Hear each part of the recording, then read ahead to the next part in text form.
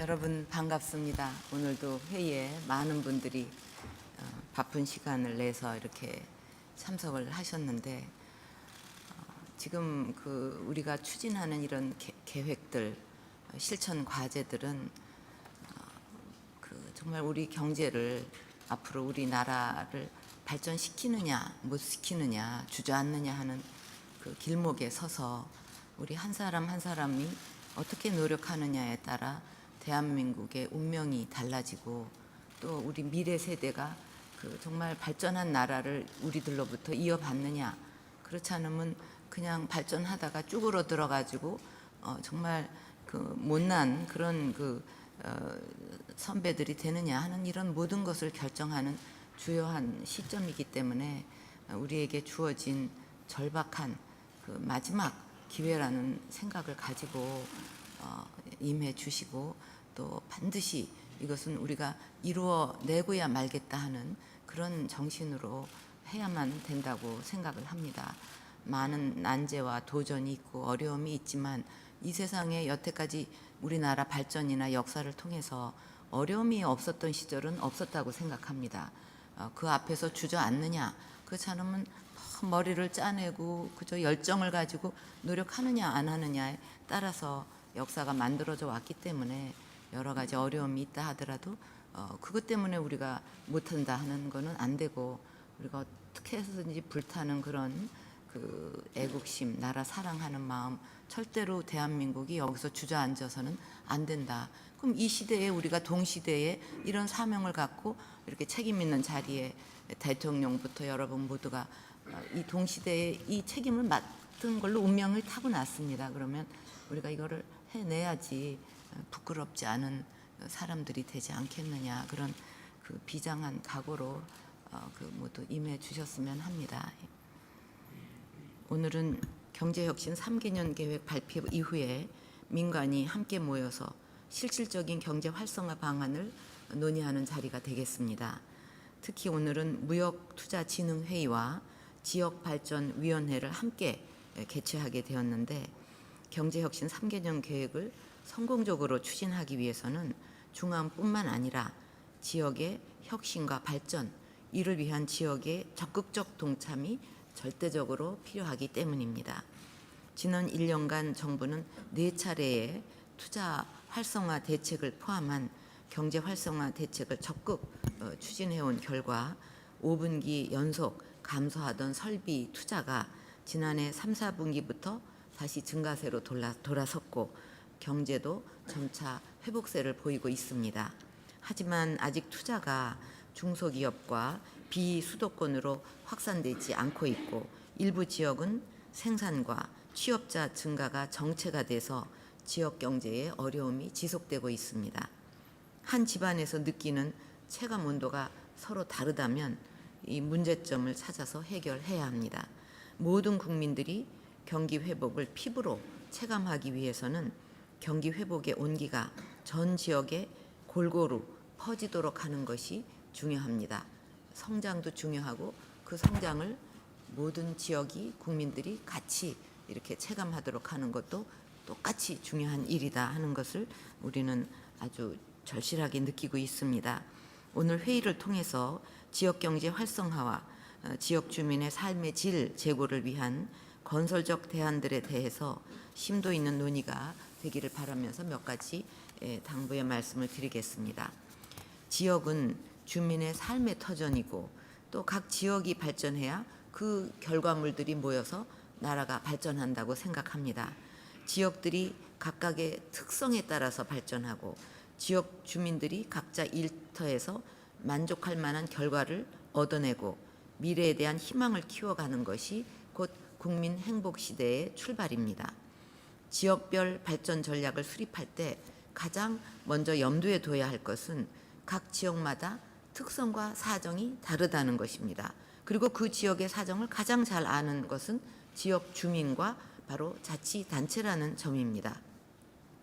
과거와 같이 중앙정부 주도로 지역발전 정책을 수립하게 되면 지역의 사정을 반영하기에는 한계가 있기 때문에 이제는 지역 실정을 가장 잘 아는 지자체와 지역 주민, 지역의 상공인들 주도로 발전 전략을 마련하는 상향식으로 지역 발전의 패러다임을 바꾸어야 하겠습니다.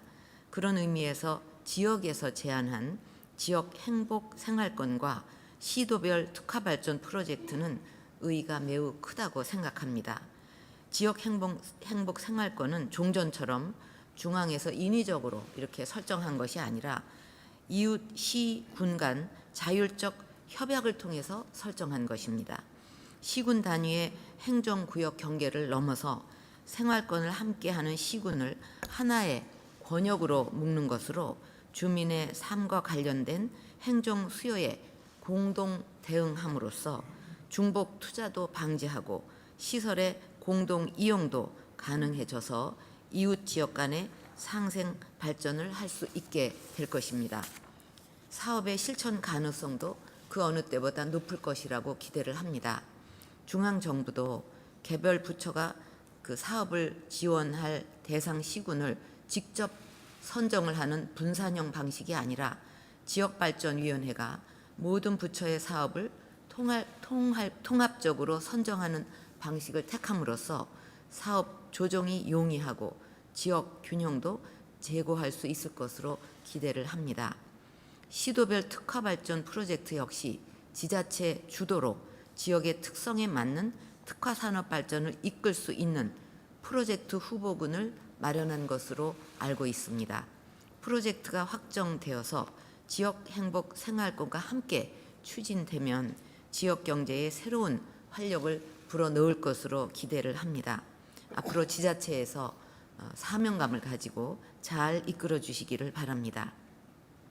이런 지역 주도의 제안에 대해서 중앙정부는 재정과 세제, 산업단지 등 입지 여건 개선과 적극적인 규제 완화 등을 통해서 지역의 발전 전략 실행을 적극 뒷받침할 것입니다.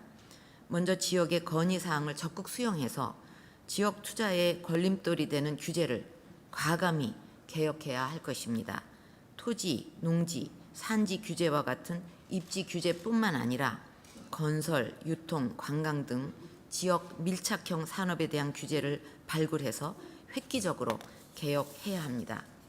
지역 투자 활성화를 위한 재정, 금융 지원을 확대하고 지원 방식도 경제 복지 분야를 중심으로 해서 중앙정부의 포괄 보조금을 대폭 확대하는 등 지자체가 자율적으로 사용할 수 있는 재원을 확대할 필요가 있습니다.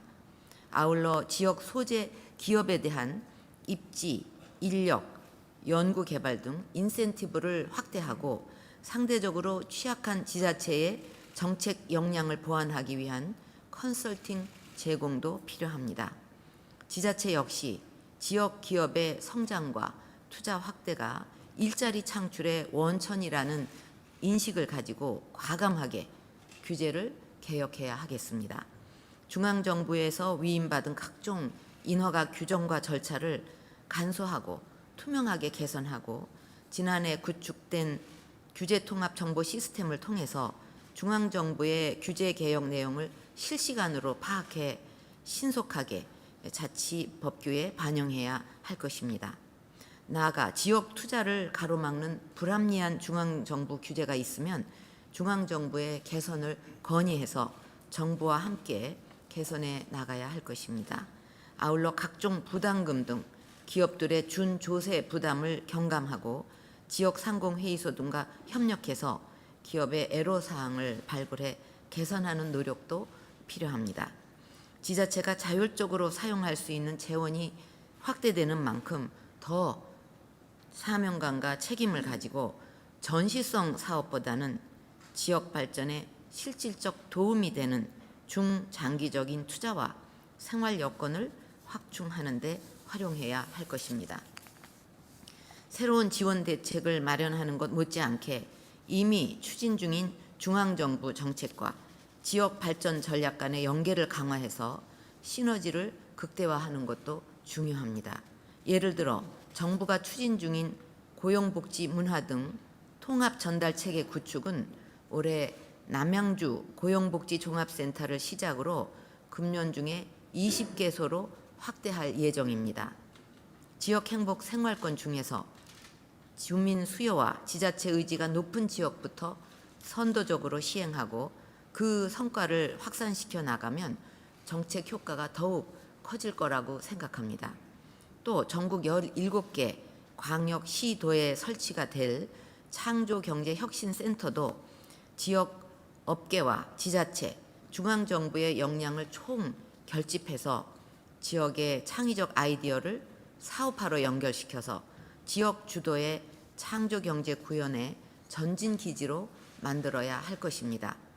아울러 개발촉진지구, 지역개발 종합지구 등 유사, 중복되고 성과가 미흡한 지역개발 제도를 통합 정비하고 혁신도시, 기업도시 등 기존의 지역 거점 개발 사업도 선택과 집중을 통해 활성화되도록 하고 기업 유치를 지원하기 위한 인센티브도 확대해 가야 할 것입니다.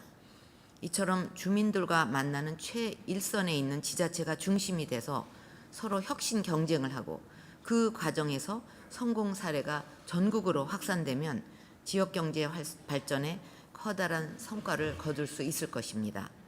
상공회의소 등은 각 지역의 혁신 사례를 비교, 분석해서 제시하고 중앙정부는 지역의 노력과 성과에 따라 인센티브를 달리함으로써 선의의 경쟁을 적극적으로 유도할 필요가 있겠습니다. 오늘 논의할 또 다른 안건인 동북아 오일 허브 사업 역시 국가 정책인 동시에 지역 발전 정책 차원에서 접근할 필요가 있습니다. 우리나라 석유 산업은 에너지의 대부분을 수입을 하는 불리한 여건임에도 불구하고 우리나라 수출액에서 차지하는 비중이 1, 2위를 다툴 정도로 세계 최고 수준으로 성장해 왔습니다. 동북아 오일 허브 사업은 이 석유 산업에 물류, 가공, 금융과 같은 고부가가치 서비스 산업을 결합하고 울산과 여수가 가지고 있는 천혜의 항만 조건과 석유화학 클러스터 등의 장점을 최대한 살림으로써 지역 경제 활성화와 에너지 산업의 창조 경제 실현에 새로운 길을 열어줄 수 있을 것입니다. 이 사업이 성공하기 위해서는 중앙정부와 지자체, 지역 경제단체, 지역 주민 등이 함께 머리를 맞대고 규제 완화, 인프라 조성, 인센티브 제공 등 필요한 사항을 하나하나 풀어 나가야 합니다. 동북아 오일 허브 사업이 창조 경제의 선도 사업인 동시에 지역 발전과 국가 발전이 선순환하고 지역 주민의 행복이 국민 행복으로 이어지는 대표 사업으로 발전할 수 있도록 함께 노력해 가기를 기대합니다. 아무쪼록 오늘 토론을 통해서 지역이 국가 발전을 선도하고 국가 발전이 지역 발전의 기반이 되는 국민 행복 시대를 열기 위한 좋은 아이디어와 정책 제안이 많이 논의되기를 바랍니다. 감사합니다.